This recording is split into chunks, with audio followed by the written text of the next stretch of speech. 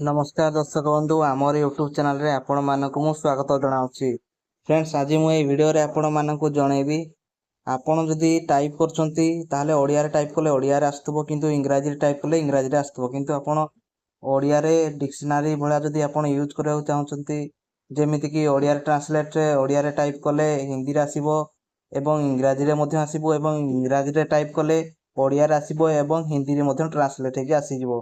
ता आपण केमिति करिवे चलत ई मोबाइल माध्यम रे आपण मानक मु आज जणाउछि। प्रथमे फ्रेंड्स आपण कोन करिवे प्रथमे आपण प्ले स्टोर ऐप टी को ओपन कर देबे। चला परे एडी देखंतु सर्च रो आइकन अछि एडी आप रे क्लिक कर देबे। क्लिक कला परे एटी सर्च ऊपर क्लिक कर देबे। क्लिक कला परे एटी आपण गूगल ट्रांसलेट एभली लिखि देबे। सी गला या ऊपर आपण क्लिक कर देबे एवं एटी लेखिके मध्ये आसी जाउछि गूगल एलएलसी एभली लेखिके आसी जिवो। आपण एठी इंस्टॉल कर निजे फ्रेंड्स देखो मु आगु इंस्टॉल करछि एवं मोर अपडेट मध्ये मागुछि किंतु आपण देखा पई आपण एठी इंस्टॉल कर देबे। इंस्टॉल कर साला परे आपण ए ओपन ऊपर क्लिक कर देबे। देखो मु ओपन ऊपर क्लिक कर दउछि।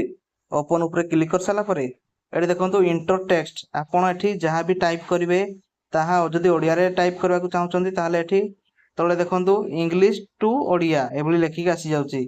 आपण जदि इंग्लिश रे टाइप करबे एठी ताले आपण को ओडिया रे ट्रांसलेट हेके आसी जिवो। एवं एठी मु इंडिया लिखि दउछि देखो इंडिया इंडिया लिखि देली ट्रांसलेट हेकी भारत पळे आसिला एवं ओडिसा लिखि दउछि देखंतु फ्रेंड्स ओडिसा ओडिसा लिखि देली एठी ओडिसा ट्रांसलेट हेकी आसी गला फ्रेंड्स। फ्रेंड्स आपण एठी इंग्लिश रे टाइप करले एठी ओडिया रे ट्रांसलेट हेकी आसी जिवो एवं एठी तळे देखंतु इंग्लिश लिखा है या पर जदि आपण क्लिक कर देबे एठी बहुत गुडे लैंग्वेज आसी जाउछि। आपण जो लैंग्वेज बुझिबा को चाहउछंती से लैंग्वेज रे टाइप करने फ्रेंड्स देखंतु एठी हिंदी अछि मु हिंदी ऊपर क्लिक कर देली।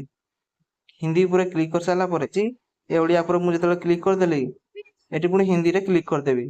क्लिक कर साला परे फ्रेंड्स देखंतु मु एटी इंडिया लिखली एटा ट्रांसलेट हेकी हिंदी रे भारत लिखि पळे आसिला। आपण जे कोनसी लैंग्वेज मध्ये ट्रांसलेट करि परिबे एटी इंग्लिश रे टाइप कर देले आपण जो कोनसी लैंग्वेज रे मध्ये ट्रांसलेट हेकी पळे आछो फ्रेंड्स। एवं देखंतु मु बैक आसी गली बैक आसला परे एटी कैमरा मध्ये लिखिके आसी जाउची। आपण ए कैमरा ऊपर जतले आपण क्लिक कर देबे आपण जो नोट खाता हितबो किबा बही हितबो ताको एठी क्लिक करके फोटो उठे कि मध्य आपण सेटा ट्रांसलेट करि पारिबे।